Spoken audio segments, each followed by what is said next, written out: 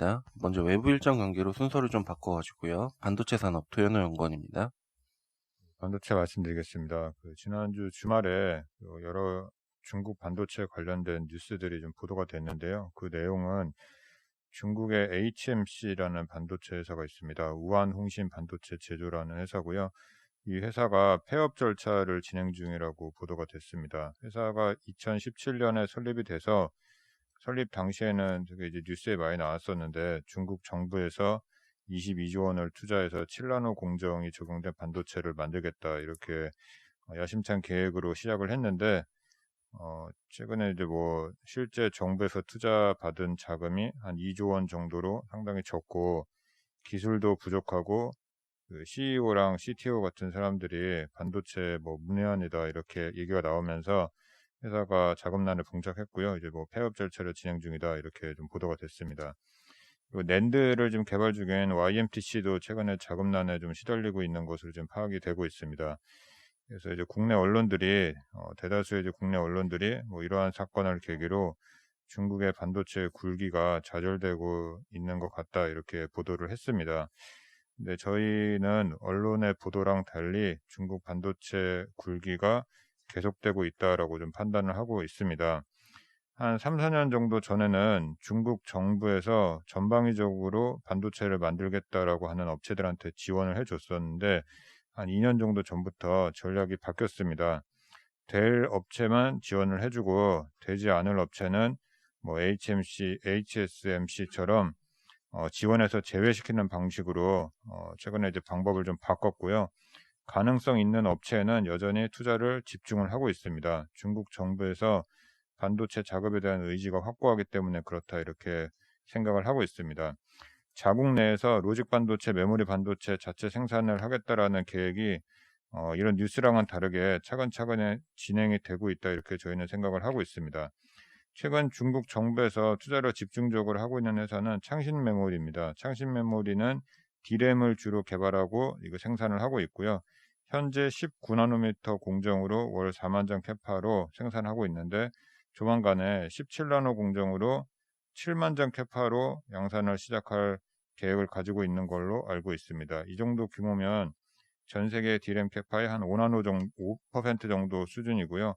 17나노는 표면적으로는 마이크론, 하이닉스, 삼성전자랑 비슷한 수준이기 때문에 최근에 나오고 있는 이런 언론 보도랑 에 따라서 메모리 반도체 국내 투자자들이 안심할 상황은 아니다 이렇게 생각을 하고 있습니다. 이상입니다. 질문 없으시면 원래 순서대로 돌아오겠습니다. 매크로 전략 안기태 연구원입니다. 예, 2분기에는 경기 순환 관점에서 인플레이션이 이제 나올 거로 좀 보고 있고요. 이런 걸 주도하는 거는 미국이겠습니다. 미국 같은 경우 지금 상황이 소위 말하는 잠재 GDP 대비 실제 GDP인 아웃풋 갭이 2분기에는 플러스 전환될 수도 있을 것 같다고 지금 보고 있고요. 미국 같은 경우 지금 보통 코로나19 이후에 늘어난 사람들의 저축 금액이 소득 대비 대략 한 13% 정도 됩니다. 2조 달러가 넘는 금액이고 글로벌리 제일 많은 금액입니다. 이 금액이 여름철에 아무래도 여행 소비 이런 것들이 늘어나면은 이쪽으로 터져 나올 텐데 그 와중에 당연히 휘발유라든가 항공유 이런 것들 같이 그래서 서비스랑 재화 소비가 같이 올라오는 그런 모습이 좀 예상이 되고요. 이번에 좀 경기 사이클 특징 중에 하나가 16년에도 그 당시에도 이제 일종의 경기 순환 인플레이션이 있었는데 그 당시에는 공급을 줄여서 나타났고요. 그러니까 중국이 이제 구조조정 해가지고 재고를 인위적으로 떨군 다음에 이제 재고 출하 사이클이 올라가는 그런 경기 순환 사이클 인플레이션이었는데 지금은 재고는 사실 그렇게 많이 떨구지 않은 상태에서 매출이 바로 올라가 버리면서 경기 순환 사이클 올라가는 그래서 성격 자체가 16, 17에는 중국이 파이를 줄여주면서 그쪽에서 나왔던 사이클이고 이번에는 구조조정 없이 그냥 미국에서 바로 디맨드가 끌어올려서 나오는 경기순환 사이클이다 좀 이렇게 보고 있습니다. 이런 사이클이 사실 계속 갈 수는 없을 거고 언젠가는 꺾일 텐데 지금 이런 것들을 좀 미리 볼 만한 지표들은 보통 이런 사이클이 언제 꺾이냐면은 미국 물가는 계속 올라가는데 그러니까 일종의 미국 10년물 금리가 올라가는데 한국 수출 그로서 떨어질 때 이제 경기가 이제 끝을 보게 되는데요. 이런 걸 좀 미리 좀 먼저 캐치하는 게 반도체 쪽인 건데, 수출에서도 특히. 근데 지금 우리나라 같은 경우도 보면은 반도체 같은 경우에 재고율은 역대 최저치 수준입니다. 이제 전체적으로. 그래서 이런 간극은 아직까지 좀 더 확장은 이어지겠다라고 보고 있습니다. 그래서 2분기에 뭐 이제 소득 주도, 디맨드 단에서 경기 순환 인플레이션 예상된다라고 보고 있습니다. 예, 이상입니다. 지금 뭐 물가가 올라가고 또 이에 따른 뭐 이제 금리 올라가면서 뭐 이런 부분들이 또 미국의 소비에 영향을 줄 수 있을 것 같은데 뭐 해석을 해야 될까요? 예, 지금 장비에 좀 문제가 있어서요. 예. 잠시만요.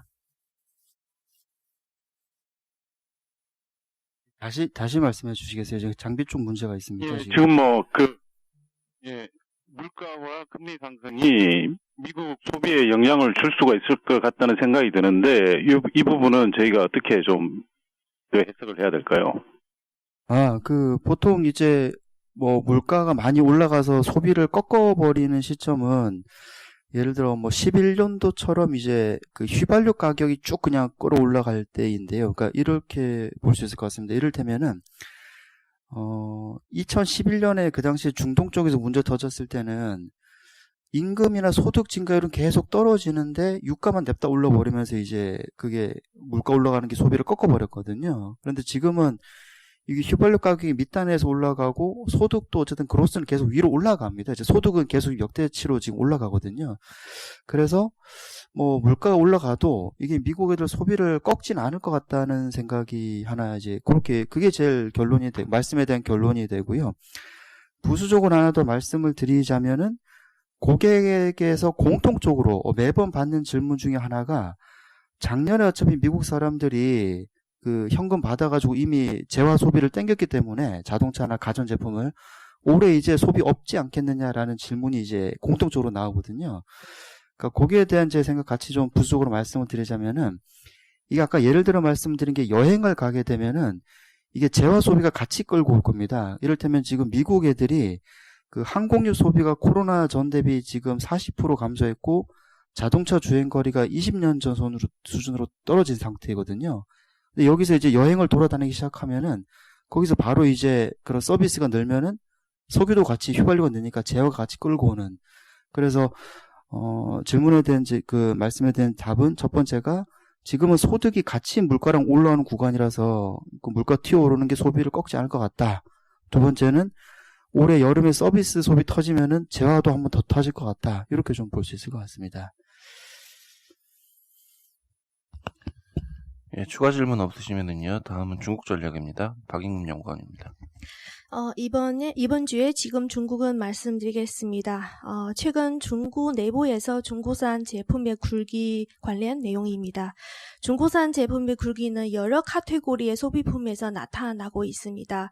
2015년 중국에서 설립된 센텀버드 커피라는 커피가 있습니다.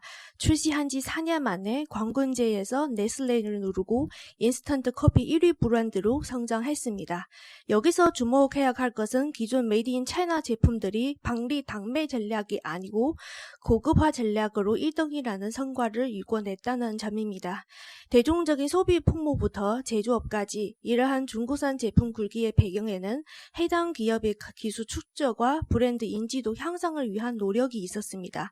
2019년 기준 중국 GDP 대비 연구 개발 지출이 차지하는 비중은 프랑스와 비슷한 수준까지 확대되었습니다. 중국 소비 제품과 제조업 기업은 새로운 고도화 단계에 있습니다. 정책 방향에 따라 기업, 대학교, 과학기술 연구기관 등이 연구 개발을 한층 강화할 것입니다. 중국산 제품의 굴기는 더욱 가속화될 전망입니다. 두 번째 이슈는 부동산 공급 측 개혁입니다. 지난주에 중국 주요 22개 도시에서 주택 용지 공급에 관련 집중 공시와 시행 방안이 화제였습니다. 토지 경매 역시 1년에 3회로 제한됩니다. 이로 인해서 중앙정부의 부동산 시장에 대한 통제 관리가 더욱 용이해질 전망입니다. 이번 정책은 토지 프리미엄 하락을 야기하며 부동산 가격 상승에도 제동을 걸 수 있을 것으로 보입니다. 향후 부동산 개발 기업들이 참여할 수 있는 토지 경매 기회가 줄어들고 부동산 개발 기업의 자금력에 대한 요구가 더욱 높아질 것입니다. 이번 토지 공급 방안 역시 부동산 공급 측 개혁과 중장기적인 부동산 안정 대책의 일환으로 파악됩니다. 중국 정부가 부동산 시장에 대해 주택이 주거용이고 투기용이 아니다라는 기본 스탠스와 부동산 가격을 안정시키려는 결심을 재차 보여주는 사례입니다. 예, 이상입니다. 예, 다음 순서는 인프라 위클리 김영근 연구원입니다. 글로벌 인프라 말씀드리겠습니다. 지난주도 한 2.7% 정도 빠지고 있고요. 어제도 좀 빠졌습니다. 일단 앞서 이야기했던 것처럼 국채 10년물, 미국 국채 10년물 금리가 급등을 하고 그리고 양호한 지표도 발표를 했습니다. 그리고 미국에는 1.9조 달러의 부양책에도 불구하고 인프라 전반적으로 하락을 보이는 이유는 여전히 실물자산의 경기 침체는 또 지속되는 부분이 있다는 얘기죠.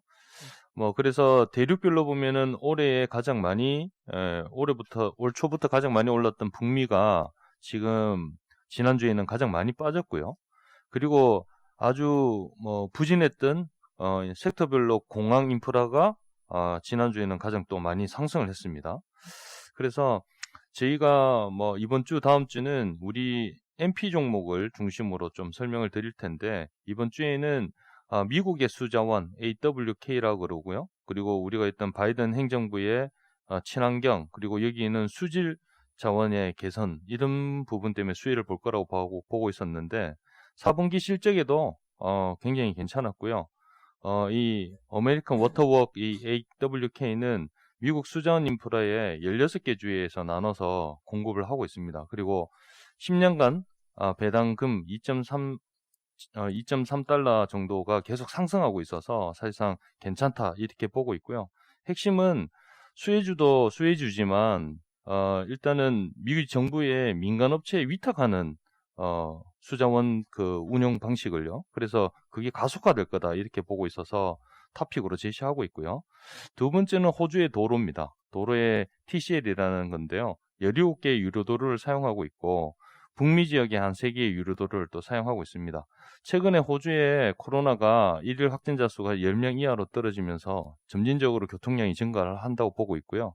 이 TCL의 호주 도로 인프라는 통행료를 소비자 물가지수나 또는 사전 약정률이 한 4% 내외인데 더 높은 비율로 갱신을 하게 되어 있습니다. 따라서 통행량이 늘어나면서 톨비도 가격이 같이 상승한다 이래 보시면 될 것 같습니다. 따라서 저희는 코로나 3차 유행이 정점에 이뤘을 때 경기 민감 섹터인 인프라를 비중 확대 의견을 제시하고 있고 순서는 항만 그리고 도로, 공항 순으로 보고 있습니다. 이상입니다. 예, 다음은 리츠월보 홍지한 연구원입니다. 네, 리츠월보 말씀드리겠습니다. 2월 한 달 동안 좀 실질금리, 명목금리 같이 오르면서 이제 가격이 많이 올랐던 자산들이 좀 변동성이 커졌는데 리츠는 상대적으로 좀 안정적인 모습 보였고요. 2월 한 달 동안 4.1% 상승했습니다. 국가별로 보시면 대부분 나라 다 상승했고 섹터 단으로 보셨을 때는 경기 개선 기대감 때문에 호텔과 리테일, 또 아파트 리츠가 상승했다라고 보시면 되겠고 또 금리 상승에 대한 우려 때문에 임대 수익 성장성이 높은 데이터 센터, 셀타워, 산업용 하락했다고 보시면 될 것 같습니다. 저희는 사실 금리 상승 국면이 이제 이어지긴 했지만 사실 실질금리가 안정화된다라고 하면은 명목금리의 상승에도 리츠는 올라갈 수 있다라는 뷰 가지고 있고요. 그렇기 때문에 향후 이게 실제 긴축이나 아니면 유동성 회수로만 이어지지만 않는다고 하면은 매수 기회라고 좀 보고 있습니다. 또한 사실 2020년도 한 해 동안 리츠 성과를 좀 억누른 요인 중에 하나가 배당 축소였는데 이게 작년 10월 이후로 좀 회복이 되고 있고요. 그렇기 때문에 올해 넘어서서 배당금 회복되면서 가치 지수가 상승할 가능성이 높다라고 보고 있습니다. 저희 이번 2월 월보 통해서 지금 MP 종목에서 이제 그 싱가포르 혼합형 좀 제거하고 또 이제 롯데리츠 좀 비중을 좀 축소를 해서요. 미국에 있는 쇼핑센터 BRX라는 종목을 좀 추가를 했습니다. BRX 특징 말씀드리면은 레스토랑, 피트니스, 서비스업 리테일 관련된 비중이 한 66% 정도가 되고 있어서 사실 코로나19 사태 때 좀 피해를 크게 받았었고 이 부분이 향후 이제 서비스업 소비 늘어나면서 수혜받을 수 있을 거다라는 아이디어 말씀드리겠습니다. 이상입니다. 질문 없으시면 산업기업 부서로 넘어가겠습니다. 코스맥스 조미진 연구원입니다. 네, 코스맥스 어제 4분기 실적 발표했습니다. 4분기 실적 발표가 계속 늦어지면서 조금 불안한 부분이 있었는데, 확실히 이제 영업 쇼크를 달성했고요. 내용을 좀 보시게 되면 미국 법인에서 일회성 비용이 발생하면서, 영업 이익이 예상보다 굉장히 낮게 나왔습니다. 근데 이제 일회성 요인을 제외했을 경우에는, 중국하고, 그리고 한국 쪽에서 수익성이 개선되면서 전체 연결 영업이익률은 7%라고 보시면 되겠습니다. 일회성 비용의 내용은 그 미국 쪽의 뉴월드 쪽에서 고객사 쪽에 영업까지 같이 해주는 OBM 사업을 하는 부분이 있는데요. 이 부분에 그런 컬러 메이크업인데 이쪽의 실적이 좋지 않으면서 부진, 재고를 조금 떨었고요. 그리고 영업권 손상이 인식되면서 순이익 쪽에서도 하락을 주었습니다. 코스맥스 보시게 되면은 우선 중국 쪽 가장 핵심적인 중국이 지금 회복해가고 있다는 부분에 조금 더 주목을 해주시면 좋겠는데요. 그동안에 이제 지적받았던 온라인 고객사 중이 상해법인이나 광저법인에 모두 한 50% 이상으로 다 올라온 상황이고요.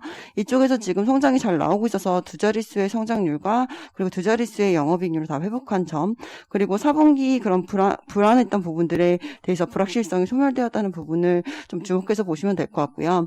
그리고 중국 소비 회복의 그 가장 큰 수혜주가 될 수 있는 종목이다라고 좀 추천드릴 수 있겠습니다. 그래서 지금 봤을 때는 탄탄한 펀더멘탈과 실적 우상향 전망에도 현재 주가는 역사적 밴드 하단이라서 저가 매수가 유효한 구간이라고 판단됩니다.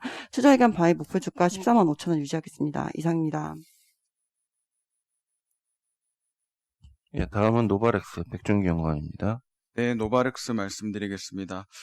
작년도는 건강기능식품 시장이 굉장히 좋았던 이제 한 해였는데요. 그래서 탑3 건강기능식품 OEM 기업들 콜마 B&H, 노바렉스, 서흥이 평균 매출 성장률이 40%까지 나왔습니다. 작년에는. 그래서 올해는 지금 눈높이가 작년 이제 기저가 높다라고 보여서 시장 눈높이가 좀 낮아져 있는 상황인데요. 노바렉스 최근에 업데이트한 상황으로는 올해도 좀 기대해도 좋겠다라고 일단 결론적으로 말씀드리겠고, 포인트를 3가지 정도 말씀드리겠습니다. 첫 번째로는 올해 800억 이상을 투자한 오송 공장이 올해 이제 돌아가기 시작을 하고요. 그래서 3월에 시험 가동 이번 달에 시작을 하고 6월 달부터는 이제 본격적으로 상업 생산을 합니다. 그렇게 되면 이제 기존 캐파가 대략 2,000억에서 2,200억 정도 됐는데 여기서 또 2,000억이 추가가 되기 때문에 최대 캐파가 4,000억까지 늘어납니다.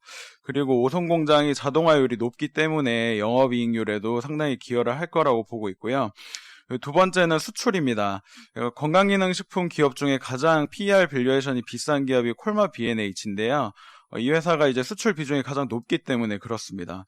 근데 노바렉스는 여기 보시면 이제 수출 금액이 작년도 때 40억이 채 안 되기 때문에 이런 밸류에이션을 못 받은 상황이었어요. 근데 최근에 GNC하고의 수출 공급 계약에서 이제 시작을 해서 원래도 아메이나 블랙모어스 같은 이제 글로벌 큰 회사들이랑 고객사 확보가 돼 있었는데 작년도 때는 코로나 이슈 때문에 좀 덜 나갔던 물량들이 올해부터는 이제 본격적으로 나가야 할 거라고 보고 있고요.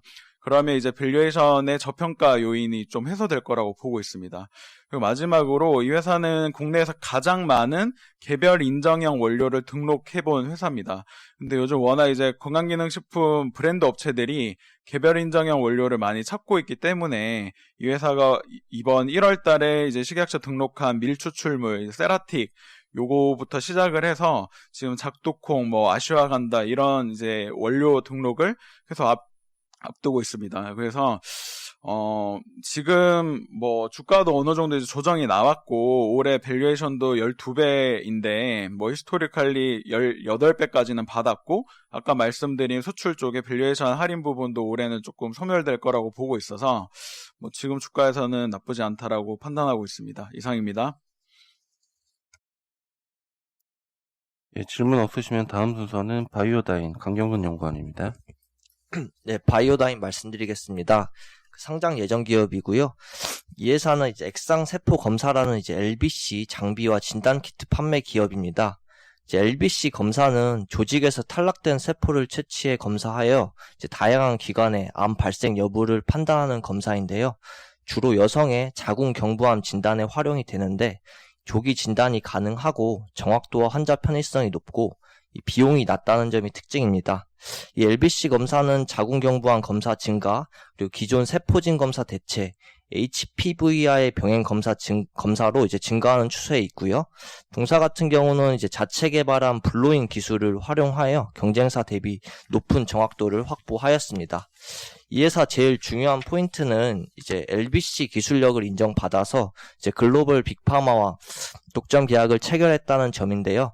해당 계약은 이제 사업 추진비 약 90억 원을 포함한 이제 15년 이상의 장기 계약으로 동사는 장비 매출에 대한 로열티를 수취하고 이제 여기에 들어가는 진단 키트 등 소모품에 대한 독점권을 부여받는다는 게 이제 주 내용입니다.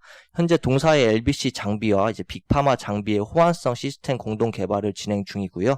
올해 10월 중에 개발이 완료될 예정입니다.